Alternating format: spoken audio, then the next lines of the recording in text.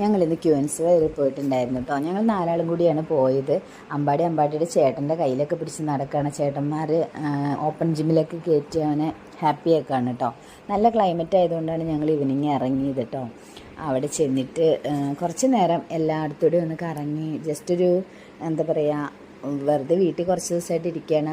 അമ്പൂട്ടിന് exam നടന്നുകൊണ്ടിരിക്കുകയാണ്, അതുകൊണ്ട് നല്ല തിരക്കാണ്.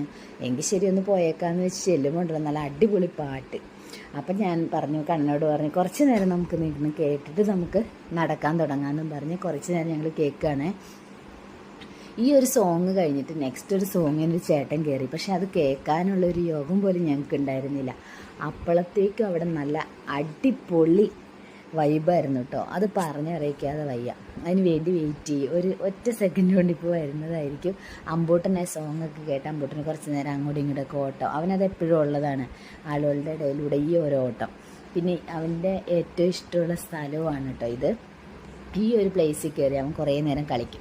ഞങ്ങളപ്പോൾ സോങ്ങൊക്കെ കേട്ട് ഞാനും അമ്പാടിനെ പിടിച്ച് അടുത്ത് വെച്ചിട്ട് നിൽക്കുകയാണ് കേട്ടോ.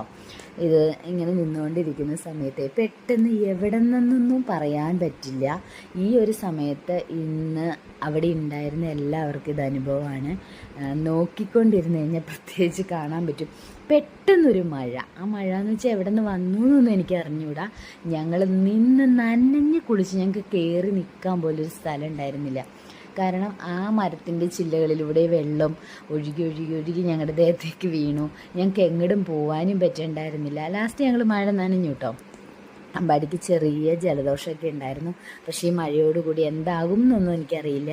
എങ്കിലും ഞാനും അമ്പും നല്ല രീതിയിൽ മഴ നനഞ്ഞു. അവന് മഴ നനഞ്ഞപ്പോഴത്തേക്കും ഭയങ്കര ഹാപ്പി. അവൻ പറയാം എൻ്റെ തലമുടി മൊത്തം നനഞ്ഞമ്മാന്ന്. എന്നിട്ട് ഞാൻ അവിടെ തൊട്ടടുത്തുനിന്ന് ഒരു കടല വാങ്ങിയിട്ട്, അതായത് കപ്പലണ്ടി വാങ്ങി കയ്യിൽ വെച്ചു. അവിടെ നിന്ന് ചെറിയൊരു പ്ലാസ്റ്റിക് കവറും കിട്ടി. അത് അവൻ്റെ തലയിൽ ഞങ്ങൾ സെറ്റ് ചെയ്ത് കൊടുത്തു. എന്നിട്ട് ഞങ്ങൾ അതുപോലെ തിരിച്ച് നടക്കുകയാണ് കേട്ടോ. പക്ഷെ നല്ല മഴയായിരുന്നു. നല്ല മഴ എന്ന് വെച്ചാൽ നല്ല മഴ പെയ്യുണ്ടായിരുന്നു. പക്ഷെ ആ മഴ നനഞ്ഞ് ഞങ്ങൾ കപ്പലണ്ടി എല്ലാം കഴിച്ചുകൊണ്ട് നടന്ന് വന്നുകൊണ്ടിരിക്കുകയാണ് ഗൈസ്.